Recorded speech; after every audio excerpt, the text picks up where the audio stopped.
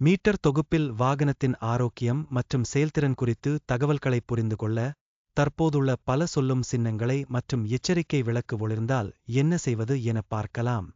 இதைத் தொடங்க, இது ஸ்பீடோமீட்டர், அங்கு நீங்கள் வாகனத்தின் வேகத்தை சரிபார்க்கலாம்.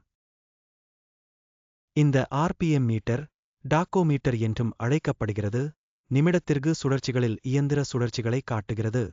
இது என்ஜின் வெப்பநிலையை காண்பிக்கிறது மற்றும் எரிபொருள் டேங்கில் உள்ள எரிபொருளின் அளவை காட்டும் எரிபொருள் நிலை அளவாகும்.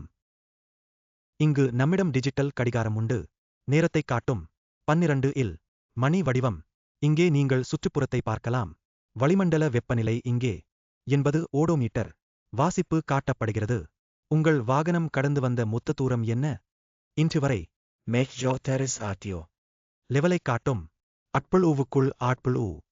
தொட்டி. மேலும் மீட்டர் செட்டில் இருக்கும் சில முக்கியமான எச்சரிக்கை விளக்குகளை புரிந்துகொள்வோம். முதல் ஒளி வெளியேற்ற பிரேக் சிக்னலுடன் தொடர்புடையது. வாகனம் மலையில் இருந்து கீழே செல்லும்போது எக்ஸாஸ்ட் பிரேக் செயல்பாட்டை அறிவிக்கிற இந்த சிக்னல். நீங்கள் ஈடுபடலாம். வெளியேற்றம். பிரேக் செயல்பாடு.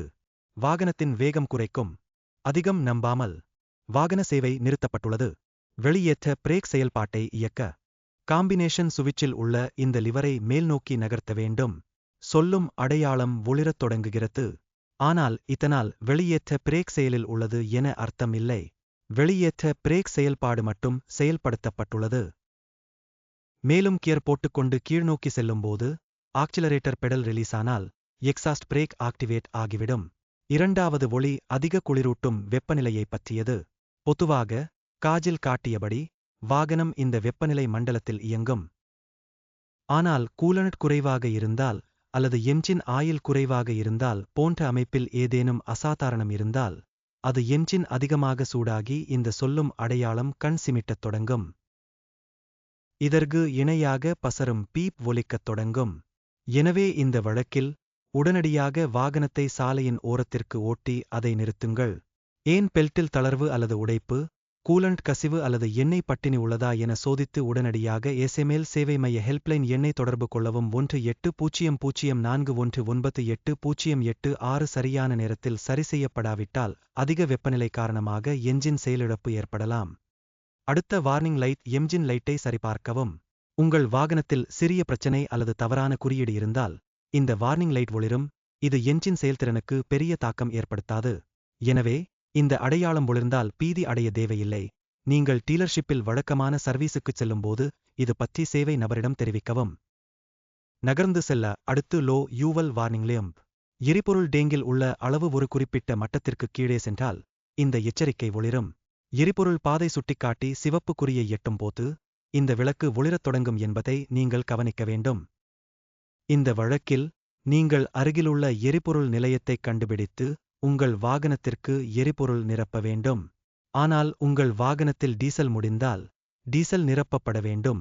மேலும் எரிபொருள் பட்டினி காரணமாக ஏற்படும் ஏர் லாக்கை அகற்ற சிஆர்எஸ் வடிகட்டியை கையால் பிரைமிங் செய்ய வேண்டும்.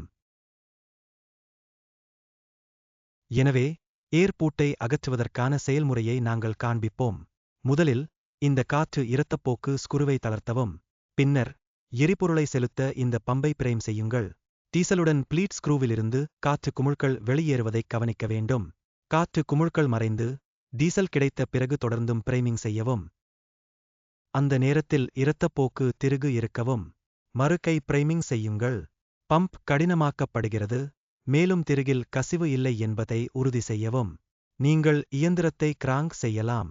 நீண்ட கிராங்க் எடுத்த பிறகு வாகனம் தொடங்குவது கவனிக்கவும். அடுத்த ஸ்லைடு ஏர் கிளீனர் சோக் ஆகும். இது PS6 வாகனத்தின் முக்கிய எச்சரிக்கை அறிகுறிகளை அசலாக்குகிறது. ஏன் என்பதாக ஏர் கிளீனரின் ஆரோக்கியத்தை தெரிவிக்கிறது. ஏர் கிளீனர் அடைக்கப்படும்போது என்ஜினுக்கு போதுமான காற்று கிடைக்காது. இது EGT அலகுக்கு சேதம் போன்ற செயல்திறன் சிக்கல்களை ஏற்படுத்தும். எனவே இந்த எச்சரிக்கை விளக்கை உங்கள் டாஷ்போர்ட்டில் பெறுகிறீர்கள் என்றால் உடனடியாக உங்கள் அருகிலுள்ள டீலர்ஷிப் அல்லது எங்கள் டோல்ரி வாடிக்கையாளர் சேவை எண்ணை தொடர்பு கொள்ளுங்கள். ஏர் கிளீனர் யூனிட் 2 இல்டர்கள் கொண்டது. இந்த வெளிப்புறப் பாகம் முதன்மை வடிகட்டியாகவும் உள்பாகம் இரண்டாம் வடிகட்டியாகவும் செயல்படுகிறது. சாதாரண சாலை மற்றும் தூசி நிலைமைகளில் ஒவ்வொரு 40,000 கிலோமீட்டருக்கும் முதன்மை வடிகட்டி மாற்றப்பட வேண்டும். இரண்டாம் நிலை மூன்றாவது மூலம் உள் வடிகட்டி மாற்றப்பட வேண்டும்.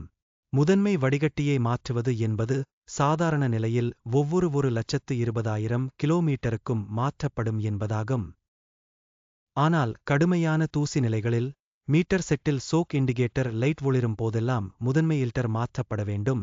மேலும் முதன்மை இல்டரின் ஒவ்வொரு மூன்றாவது மாற்றியுடனும் இரண்டாம் இல்டரை மாற்ற வேண்டும்.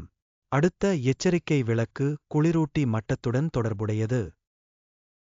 இந்த அடையாளம் ரேடியேட்டருக்குள் குறைந்த அளவிலான கூலண்டை பற்றி எச்சரிக்கிறது. ஆனால் இதைப் பற்றி மேலும் தெரிந்து கொள்வதற்கு வாகனத்தில் உள்ள கூலண்ட் ஓட்டம் பற்றி அறிந்து கொள்வோம். இது சப் டேங்க் மற்றும் இது ரேடியேட்டர். இங்கே சப்டேங்க் கூலண்டால் நிரப்பப்பட்டிருப்பதை நீங்கள் காணலாம். மேலும் இங்கு குறைந்தபட்ச மற்றும் அதிகபட்ச நிலை உள்ளதாக குறிப்பிடப்பட்டுள்ளது.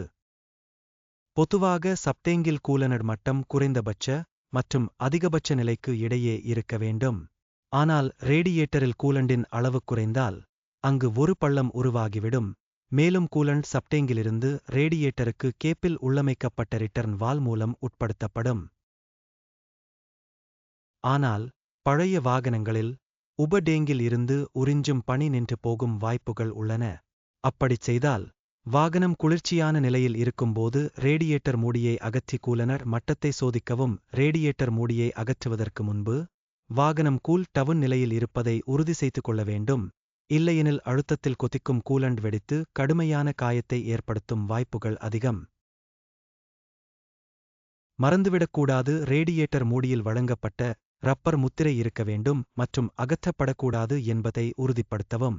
நகரும் அடுத்த வார்னிங் லைட் என்ஜின் ஆயில் அழுத்தத்துடன் தொடர்புடையது. இந்த warning light engine oil pressure குறைவாக இருப்பதைக் குறிக்கிறது. இக்னிஷனை ஆன் செய்தவுடன் இந்த செக்லைட் ஒளிரும். என்ஜின் ஸ்டார்ட் ஆகி ஆயில் பிரஷர் ஆனதும் அணைந்துவிடும். வாகனம் இயக்கத்தில் இருக்கும்போது இந்த வார்னிங் லேம்ப் வந்தால் வாகனத்தை சாலையின் ஓரத்திற்குச் செலுத்தி இக்னிஷனை அணைக்கவும். டிப்ஸ்டிக் மூலம் ஆயில் மட்டத்தை சோதிக்கவும். குறைவாக இருந்தால் வெளிப்புற கசிவுகள் உள்ளதா என சரிபார்த்து உண்மையான எப்பேமேல் ஆயிலை நிரப்பவும் அல்லது அருகிலுள்ள எப்பேமேல் இசுசு டீலருடன் தொடர்பு கொள்ளவும். எப்போதும் என்ஜின் ஆயிலை ஆய்வு செய்வதை வழக்கமாக்குங்கள். டிப்ஸ்டிக் வழியாக வாராந்திர அடிப்படையில். அதற்காக நாங்கள் உங்களுக்கு முறையை நிரூபிக்கிறோம்.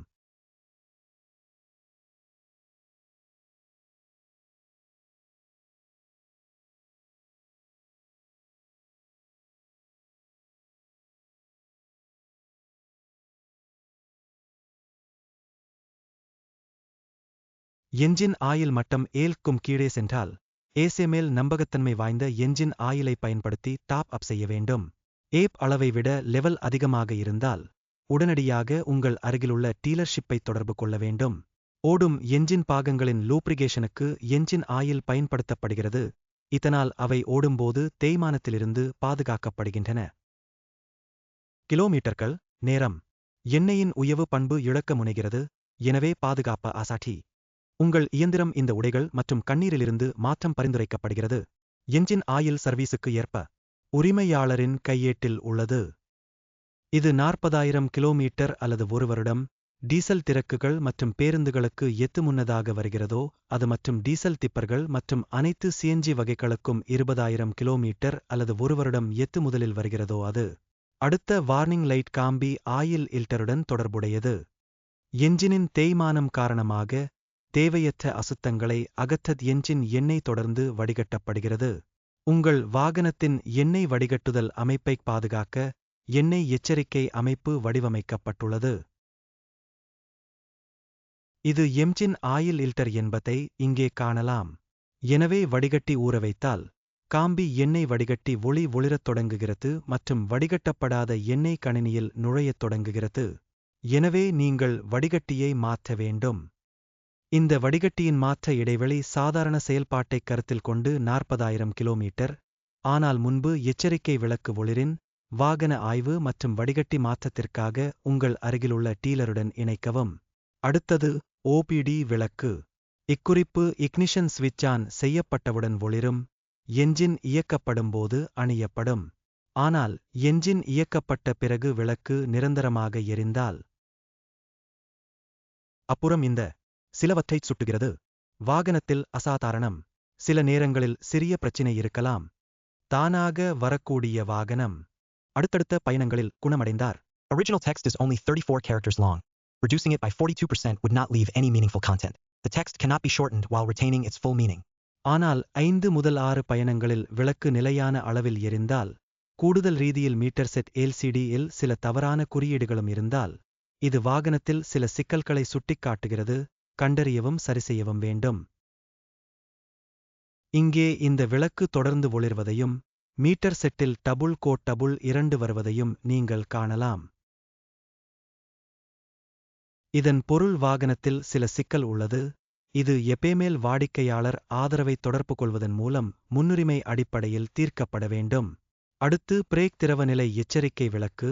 இது ஹைட்ராலிக் பிரேக் வாகனங்களுக்கு பிரேக் திரவ அறையில் திரவ அளவு குறைவாக இருக்கும்போது ஒளிரும். இந்த குறைந்த அளவு திரவம் வாகனத்தின் பிரேக்கிங் செயல்திறனில் கடுமையாக பாதிக்கவும், இது ஒரு பெரிய பாதுகாப்பு கவலையாகும். எனவே நீங்கள் பிரேக் திரவத்தை தொடர்ந்து கண்காணிக்க வேண்டும். குறைவாக இருந்தால் உடனடியாக எப்பேமேல் பிராண்டடோட் 4 ஐ பயன்படுத்தி நிரப்பவும்.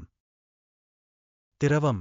பிரேக் திரவ நீர்த்தேக்கத்தில் குறைந்தபட்ச மற்றும் அதிகபட்ச நிலை குறிப்பிடப்பட்டிருப்பதை நீங்கள் காணலாம். இரண்டிற்கும் இடையில் எப்போதும் நிலை இருக்க வேண்டும். மேலும் ஏர் பிரேக் வாகனங்களுக்கு இந்த விளக்கு காற்றழுத்தத்தின் உறுதி மதிப்பு கணினியில் பராமரிக்கப்படும் வரை ஒளிரும். அடுத்தது battery charging light. Ignition on செய்யப்பட்டவுடன் மீட்டர் செட்டில் இந்த வார்னிங் லைட் தோன்றும். என்ஜின் இயக்கப்படும்போது தானாகவே அணைந்துவிடும். ஆனால் இயந்திரம் தொடங்கிய பிறகும் இந்த விளக்கு தொடர்ந்து ஒளிர்கிறது என்றால், மின்மாற்றியால் பேட்டரியை இணையாக சார்ஜ் செய்ய முடியாது என்பதை இது குறிக்கிறது. ஆக்சிலரேட்டரை அழுத்தி RPM ஐ உயராய்ஜிங்குத்தினாலும் மீட்டர் செட்டில் மின்னழுத்தம் 12.5 வோல்ட் குறியை தாண்டாது என்பதையும் கவனிக்க வேண்டும். இந்த வழக்கில் ஆய்வு செய்யலாம். மின்மாற்றி பெல்ட் உடைப்பு ஏற்பட்டதா மற்றும் உருகிவிட்டதா என்பதை சரிபார்க்கவும். ஸ்டார்டருக்கு அருகில் வெடித்தது. எப்பேமேல் டீலரை தொடர்பு கொள்ளவும். மேலும் மின்சாரத்திற்கு இயந்திர முறையில் திருத்தம் செய்யலாம். அவ்வாறு செய்யாதின், அது வாகனத்தை நிறுத்த வழிவகுக்கும். அமைப்பில் மிகவும் முக்கியமான எச்சரிக்கைகள் நீர் மற்றும் எரிபொருள் நிலை எச்சரிக்கைக்கு நகரும். ஆனால் இந்த எச்சரிக்கையைப் பற்றி விவாதிக்காமற் வாகனத்தின் எரிபொருள் வடிகட்டுதல் அமைப்பை பார்ப்போம். டீசல் டேங்கில் எரிபொருள் சேமிக்கப்படுவது காணலாம். இது முதன்மை வடிகட்டிக்கு நகர்கிறது. இங்கு வடிகட்டுதலின் முதல் கட்டம் நடைபெறுகிறது. இந்த முதன்மை வடிகட்டியின் மாற்ற இடைவெளி ஒவ்வொரு 20,000 கிலோமீட்டருக்கும் பிறகு உள்ளது. நிச்சயமாக நீங்கள் அதை தவறவிடாதீர்கள். அது வடிகட்டப்படாத எரிபொருளை பொதுவான ரயில் அமைப்பை அடைந்து மேலும் சேதத்தை ஏற்படுத்தும். எரிபொருள் வடிகட்டுதல் அமைப்பில் அடுத்த கூறு CRS வடிகட்டி ஆகும். இந்த வடிகட்டி எரிபொருள் வடிகட்டலின் 2ஆம் கட்டத்தை செய்வதுடன் வண்டல் செயல்பாட்டையும் செய்கிறது. இது எரிபொருளிலிருந்து தண்ணீரை பிரிக்கிறது. இங்கு அமைந்துள்ள சென்சார் வடிகட்டியின் உள்ளே நீர்மட்டத்தைக் கண்டறிந்து, சிக்னலின் அடிப்படையில் மீட்டர் செட்டில் எச்சரிக்கை விளக்கு ஒளிரும். CRS வடிப்பானின் மாற்றம் ஒவ்வொரு 60,000 கிலோமீட்டர் அல்லது 18 மாதங்களுக்குப் பிறகு எத்து முன்னதாக வருகிறதோ அது. எரிபொருள் இன்ஜெக்ஷன் சிஸ்டத்தின் விலையுயர்ந்த பாகங்களை பாதுகாக்க இந்த மாற்ற இடைவெளியை கண்டிப்பாக பின்பற்ற வேண்டும். நீர் மற்றும் எரிபொருள் விளக்கு ஒளிபெரிதும்போது இல்டரின் உள்ளே தேங்கிய தண்ணீரை வெளியேற்ற வேண்டும். இந்த எச்சரிக்கை விளக்கை இயக்கிக் கொண்டே வாகனம் இயக்கினால், எரிபொருள் இன்ஜெக்ஷன் சிஸ்டத்தில் தண்ணீர் நுழைந்து கடுமையான சேதத்தை ஏற்படுத்தும் வாய்ப்புகள் அதிகம். இப்போது CRS வடிகட்டியிலிருந்து தண்ணீரை வெளியேற்றும் செயல்முறையை விளக்குவோம். முதலில் வாகனத்தை பாதுகாப்பான இடத்தில் நிறுத்தி அதை அணைக்கவும். இப்போது இந்த நீரை எரிபொருள் சென்சார் கப்ளரில் அகற்றி, அதை இடஞ்சுழியாக திருப்பி சென்சாரை திறக்கவும். ட்ரெயின் பிளக்கிலிருந்து டீசல் வெளியேறாதவரை உள்ளே தேங்கியுள்ள அனைத்து தண்ணீரையும் வெளியேற்றட்டும். இப்போது சென்சாரை மீண்டும் வடிகால் பிளக்கில் செருகவும், அதை கடிகார திசையில் பாதுகாப்பாக இருக்கவும். பிளீட் ஸ்குருவை தளர்த்தி ஹேண்ட் பிரைமிங்கை தொடங்கவும். காற்று குமிழ்களுடன் டீசல் இரத்தப்போக்கு திருகாணியிலிருந்து வெளியேறத் தொடங்குவது நீங்கள் கவனிப்பீர்கள். காற்று குமிழ்கள் இல்லாத டீசல் வெளியே வர வரையில் கை பிரைமிங்கை தொடரவும். பிளீட் ஸ்குருவை இறுக்கி பம்ப் கனமாகும் வரை மீண்டும் ஹேண்ட் பிரைம் செய்யவும். என்ஜினை ஸ்டார்ட் செய்து ட்ரெயின் பிளக்கிலிருந்து எரிபொருள் அல்லது இரத்தக்கசிவு இல்லை என உறுதி செய்யவும். இங்கே திருகு, தண்ணீர் மற்றும் எரிபொருள் வெளிச்சம் அடிக்கடி வந்தால் நீங்கள் கவனம் செலுத்த வேண்டும். C.R.S. வடிகட்டிக்கு அடிக்கடி வடிகட்ட வேண்டும். பின்னர் உங்கள் அருகிலுள்ள எப்பேமேல் டீலரிடம் எரிபொருள் டேங்கை சுத்தம் செய்து எரிபொருள் நிரப்பும் நிலையை மாற்றவும். FML Susu Limited. சிறந்தவராகவும் ஒருவராகவும் இருக்கவும்.